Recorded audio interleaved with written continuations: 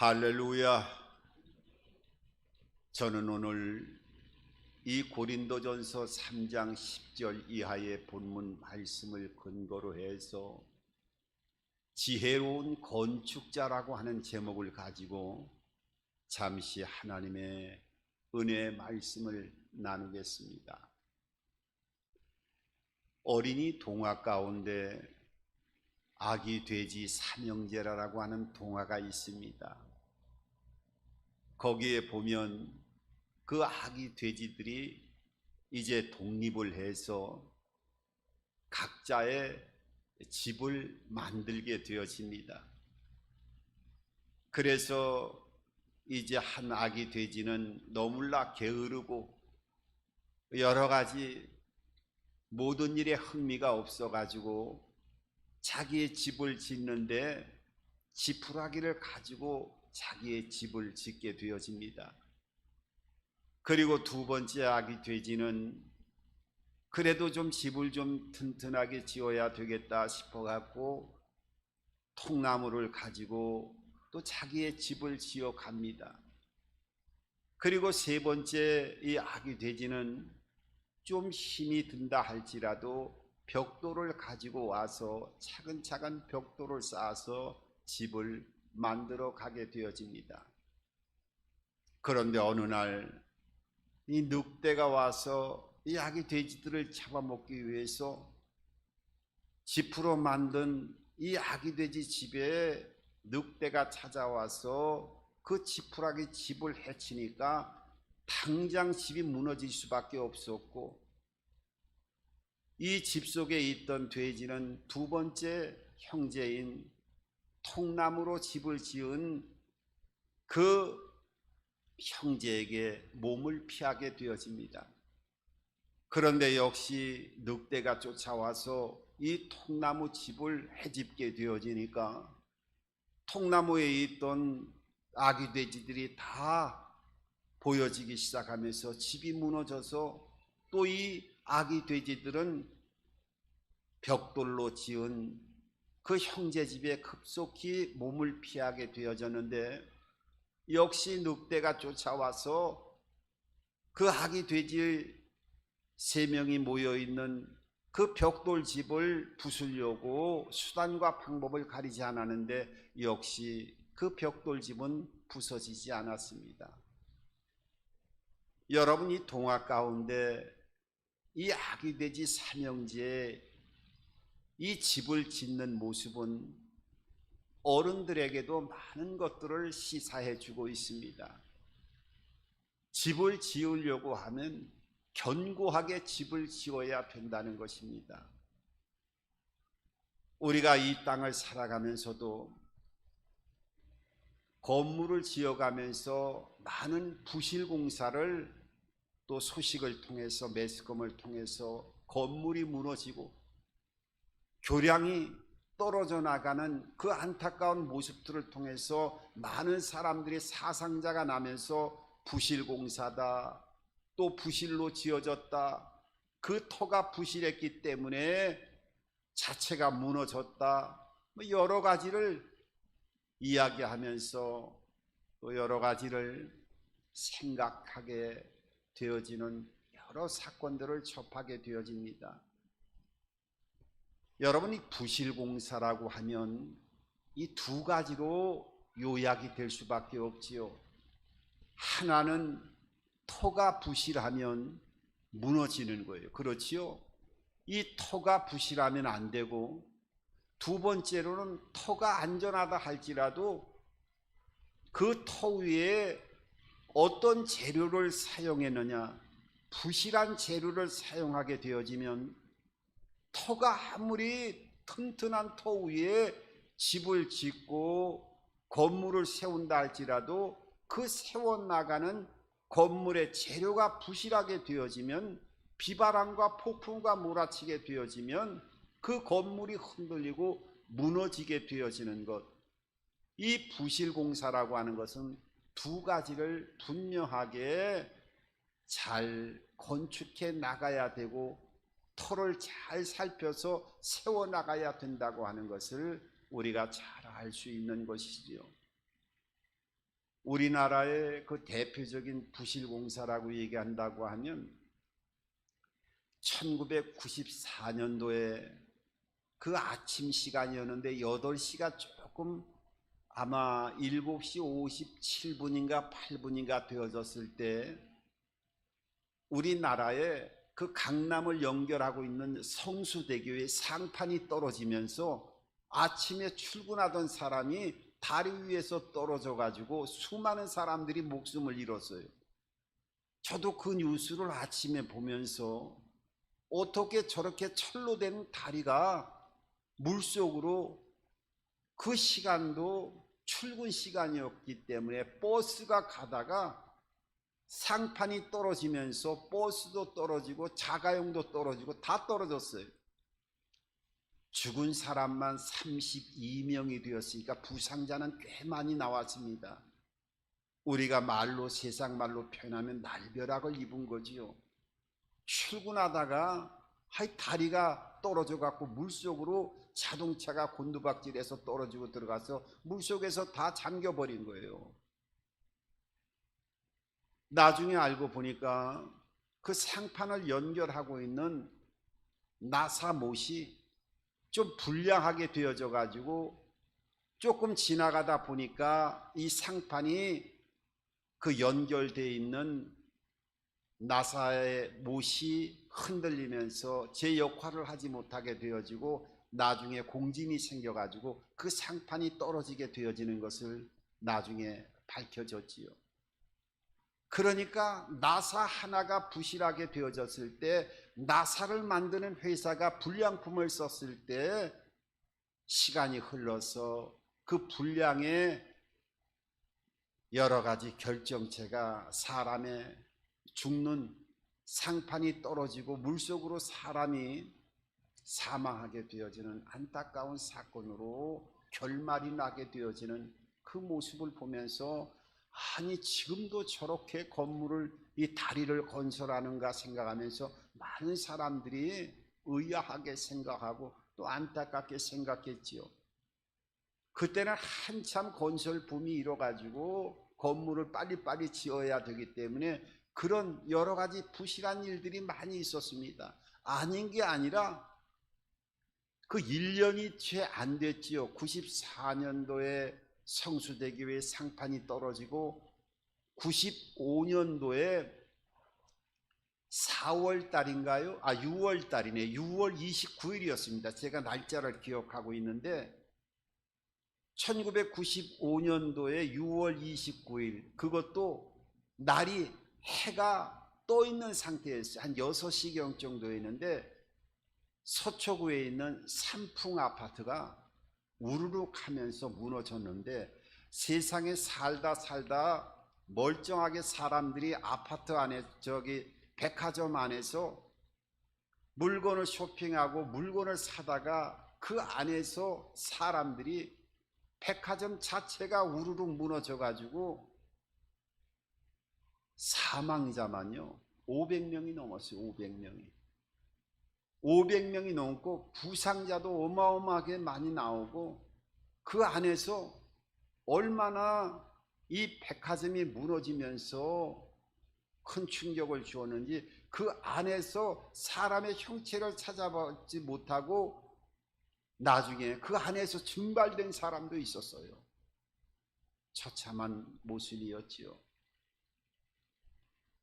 그러니까 물론 그 부실공사의 징조는 그 전부터, 그 무너지는 날 그 전 시간까지도 하늘에서 그 백화점 위에서 돌가루 같은 것들이 한두 개씩 떨어지기 시작하면서 그거를 급히 직원들이 감추면서 회의를 했으면서도 손님들이 많이 있으니까 그런 거 주의하면서 장사를 하자 하면서 당장 문을 닫아야 될 백화점을 금방 조금 있으면 무너져서 500명이 넘는 참사를 겪은 그 백화점에 장사를 해야 된다고 이야기를 하는 그 모습을 통해서 엄청난 충격을 주었던 것을 보게 됩니다. 여러분, 이 부실공사는 아주 아주 나쁜 영향을 미칠 뿐만 아니라 수많은 사람들이 희생되어지는 이런 결과를 낳게 되어지는 거지요. 그와 반대로 여의도에 제일 먼저 63 빌딩이 세워지면서 그 63층의 빌딩을 세울 때 그냥 세운 게 아니에요. 그 빌딩을 세워나가기 위해서는 터가 견고해야 되는데 지하로 시설을 깊숙이 파가지고 63층을 세우더라도 지상으로 보이는 건물이 넘어지지 않도록 지하에 견고하게 터를 쌓게 되어졌는데, 보이지 않는 지하 공사만 해나가는데 몇 년이 걸렸느냐 하면 어마어마하죠. 아니, 이 지하 공사를 하는데 그 엄청난 시간을, 보이지 않는 터를 조성하는데 시간을 보낸 것을 보게 되어집니다. 여러분, 오늘도 우리의 인생을 집을 지어가고 신앙의 집을 지어가기 위해서는 두 가지가 견고해야 된다고 하는 것을 오늘 성경은 말씀하고 있어요. 먼저 제일 중요한 것이, 건물을 지으려고 하면 그 터가 부실하면 안 되지요. 터가 단단하게 기초를 쌓아야 되는 것과 마찬가지로 인생을 살아갈 때 가장 중요한 기초를 쌓아야 될 터가 있는데, 그 터가 어떤 터인가를 오늘 성경 본문 11절은 이렇게 말씀하고 있어요. 이 닦아둔 것 외에 능히 다른 터를 닦아둘 자가 없으니 이 터는 곧 예수 그리스도라. 인생의 집을 지어가거나 신앙의 집을 지어갈 때 가장 중요한 터가 있는데 바로 예수 그리스도의 터가 먼저 우리의 인생의 집에 기본이 돼 있어야 되고 중심이 돼 있어야 되고 가장 중요한 터가 조성이 되어 있어야 된다고 하는 것을 말씀하고 있어요. 그러니까 우리가 인생의 복된 길을 걸어가고 인생의 집을 하나하나 건축해 나갈 때 가장 중요한 게 예수 그리스도의 터가 되어서 먼저 구원받은 영원한 생명을 소유하는 예수 그리스도의 생명의 터가 구원을 통해서 우리의 인생의 가장 중심이 되어지는 예수 그리스도의 구원의 영원한 생명의 터가 먼저 우리의 인생길에 기초가 돼 있어야 된다고 하는 것을 말씀하고 있어요. 여러분, 그래서 그 기초를 쌓을 수 있는 말씀들을 하나님의 성경을 통해서 우리들에게 하나하나 보여주고 있잖아요. 요한복음 3장 16절에 보면 하나님이 세상을 이처럼 사랑하사 독생자를 주셨으니 이는 저를 믿는 자마다 멸망치 않고 영생을 얻게 하려 하심이라. 예수 그리스도의 터를 쌓게 되어지면은 영원한 생명을 소유하는 삶을 살아가게 되어지는 그 영생의 터를 예수 그리스도를 통해서 먼저 우리의 인생길에 터를 삼아야 된다고 하는 것을 가르쳐주고 있을 뿐만 아니라 그 터를 구체적으로 어떻게 터를 쌓아야 되는가, 구원을 받아야 되는 것인가 하는 것에 대해서는 로마서 10장 9절과 10절을 통해서 뭐라고 말씀하고 있습니까? 너희가 예수를 주라 시인하고 하나님께서 그를 십자가에서 죽으신 이후에 살리신 것을 내가 믿으면, 마음으로 믿으면 구원을 받을 것이요 마음으로 믿어 의에 이르고 입으로 신하여 구원에 이르게 되어진다라고 하는 것을 이 로마서 10장 9절을 통해서 분명하게 그 구원을 받을 수 있는 터를 조성할 수 있는 그 길을 보여주셨어요. 예수를 주인으로 섬기고 하나님께서 그 예수님을 죽은 자 가운데 3일 만에 부활시킨 것을 내 마음에 믿는다고 하면 구원을 받는데, 그 구원의 순서는 마음으로 먼저 믿어 의에 이르게 되어져서 마음으로 믿는 역사가 나타나게 되어지고, 그 다음에 입으로 시인하는 이런 과정을 통해서 예수 그리스도의 생명이 우리 안에 들어오게 되어진다라고 하는 것을 구체적으로 그 구원의 길을 보여주고 계셔요. 여러분, 그래서 이 구원이 우리 안에서 터를 잡게 되어지면 인생의 가장 중요한 터를, 기초를 쌓게 되어지는 것이라고 하는 것을 하나님의 말씀은 우리들에게 이 인생의 터를 그리스도의 구원을 통해서 먼저 세워나가야 될 것을 말씀하고 있습니다. 여러분, 그래서 우리가 하나님의 말씀을 가까이 해야 되고, 이 하나님의 말씀이 우리의 영혼판에 새겨지게 되어지고, 우리의 심령 속에 하나님의 말씀이 살아나게 되어질 때 이 말씀의 터가 예수 그리스도의 생명의 역사를 통한 놀라운 인생의 가장 중요한 기초의 터를 통하여 구원의 문이 열려지게 되어진다고 하면, 그것이 인생의 가장 복을 받을 수 있는 기초를 닦는 삶이 되어진다고 하는 것을 말씀하고 있어요. 그러면 기초만 튼튼해서 우리가 구원 받아서 나중에 천국 가는 거로 끝나나요? 아닙니다. 이 땅을 살아가는 동안에 인생의 집을 지어 가야 되지요. 기초만 좋으면 뭐예요? 건물을 세우려면 좋은 재료들을 선정해 가지고 건물을 세워 올려 나가야 될 거 아니겠어요?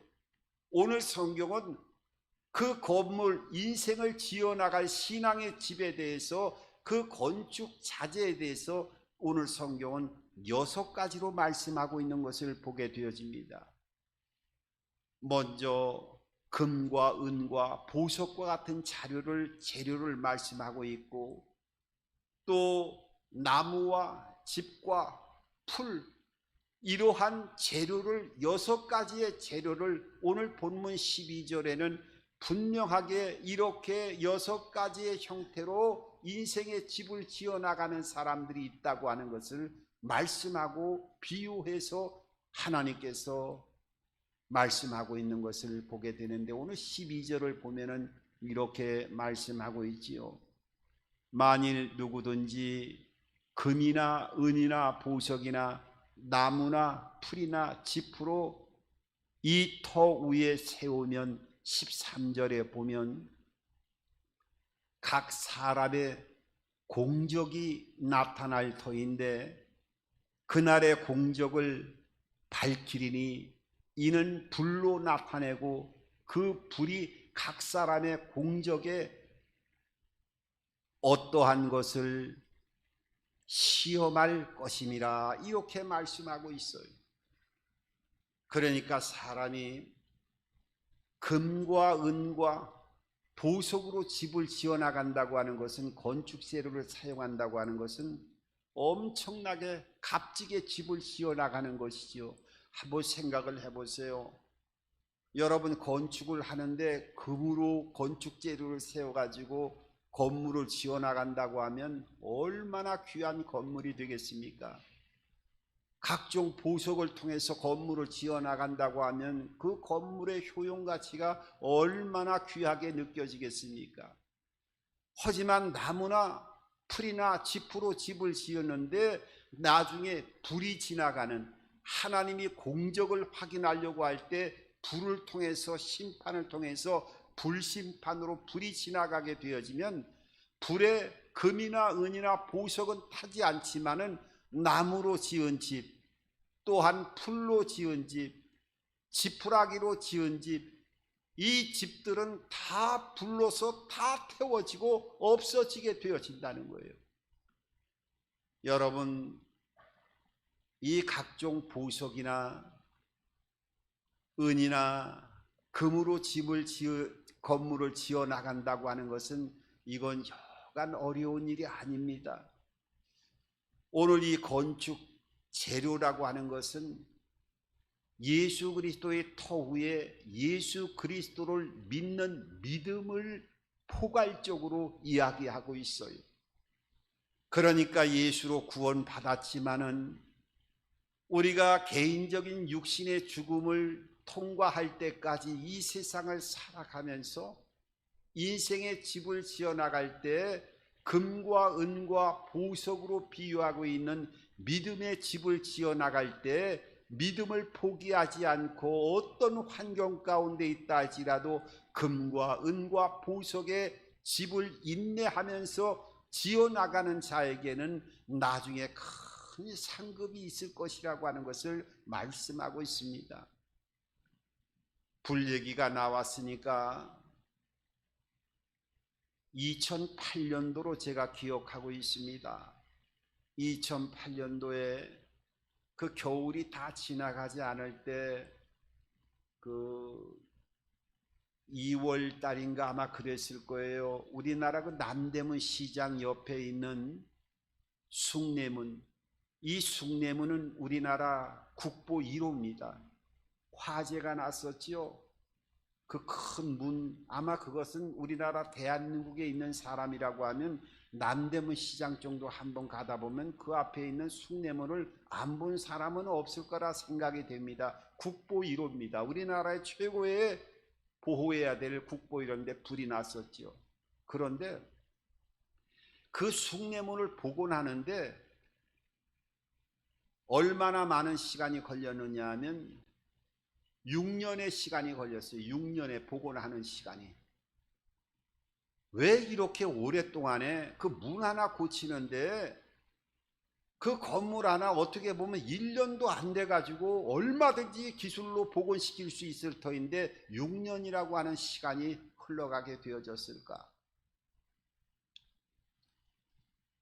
나중에 그 숭례문을 복원할 때 그 탄 나무들은요, 일반 나무들이 아니었어요. 금강송이라고 하는 우리나라 천연 보호림으로 보호받고 있는 나무예요. 금강송, 솔나무 중에서 일반 솔나무가 아니라 아주 귀한 소나무입니다.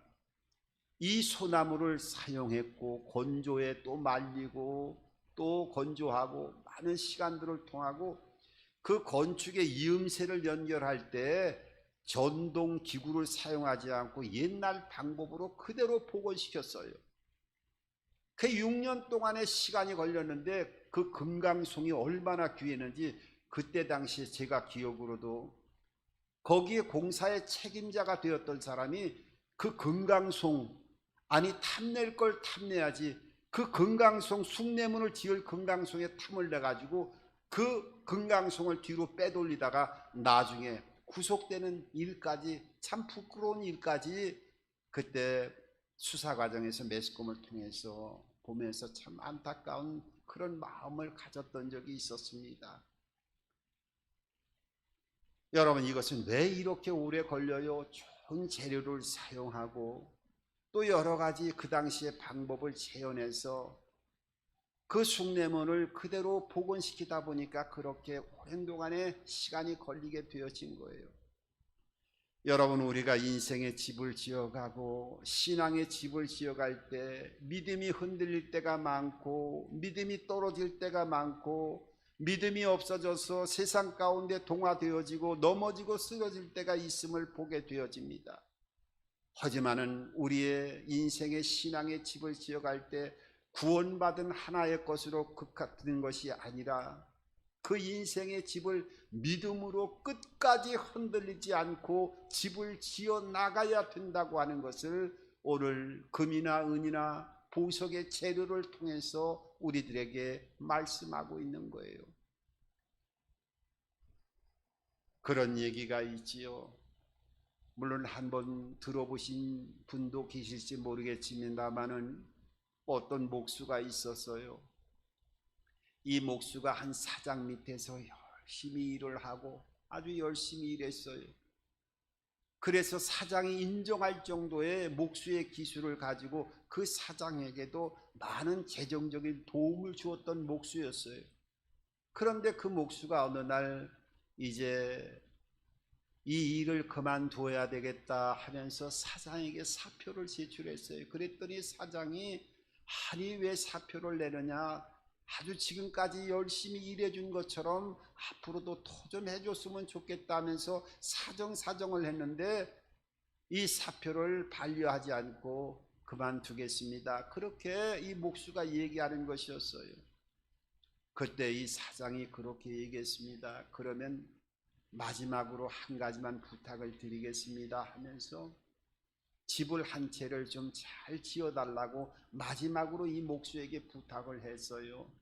그랬더니 알겠다 하면서 그 사장의 부탁을 받고 집을 지었는데 벌써 마음이 떠난 이 목수의 마음속에서는 집을 제대로 지을 리가 있었겠습니까? 건축 자재도 적당하게 술렁술렁 적당한 거 구했고, 또 일을 하는 인부들도 적당한 사람들 불러가지고 모든 거 적당하게 건물을 완성했어요. 집을 지었어요. 그리고 사장한테 얘기했더니 그 사장이 이 목수에게 와서 그런 얘기를 하는 겁니다.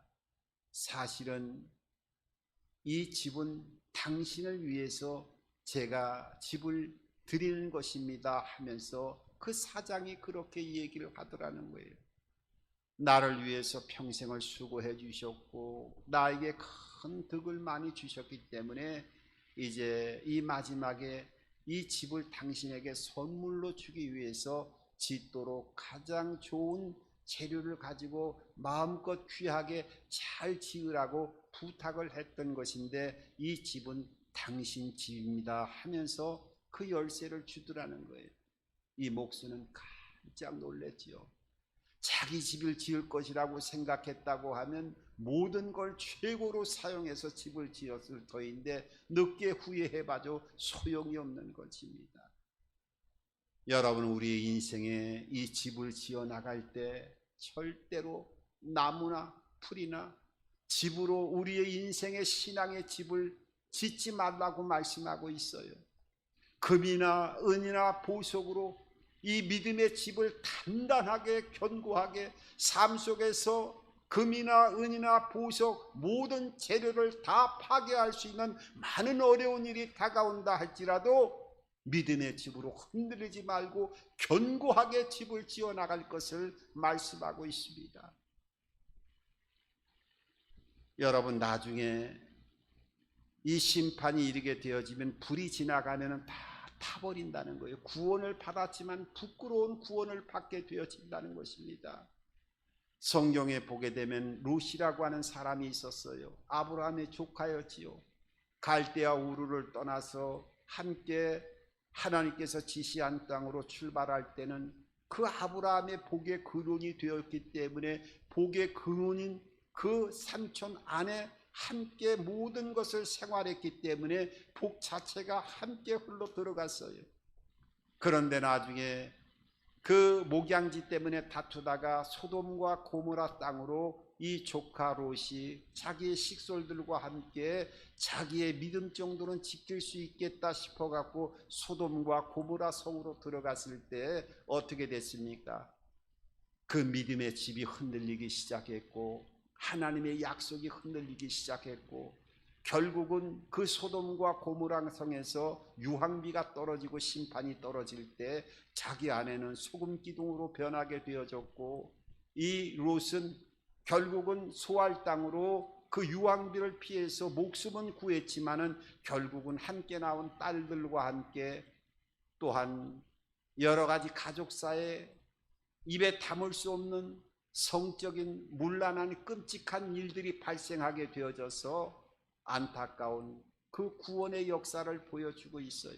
마치 우리가 예전에 어렸을 때 그 목욕탕에서 불이 나게 되어지면 사람들이 목욕하다가 밖으로 나오는데 그 나올 때 옷 입고 나오는 사람이 어디 있어요? 불이 났으니까 목욕탕에서 그 목욕하던 상태를 갖고 바로 바가지만 들고 밖으로 목숨 살기 위해서 뛰어나오잖아요. 그러면은 불구경 왔던 많은 사람들이 그 목욕탕에서 그 불 속에서 나오는 벌거벗은 사람들을 다 지켜볼 때 얼마나 부끄러운지 모르지요.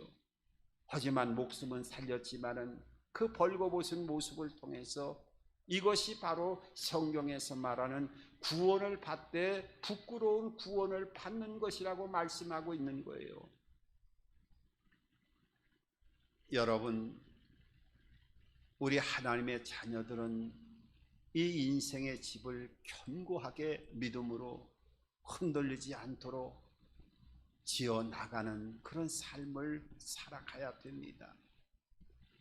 여러분, 요한계시록 20장 12절 이하에는 분명하게 말씀하고 있습니다.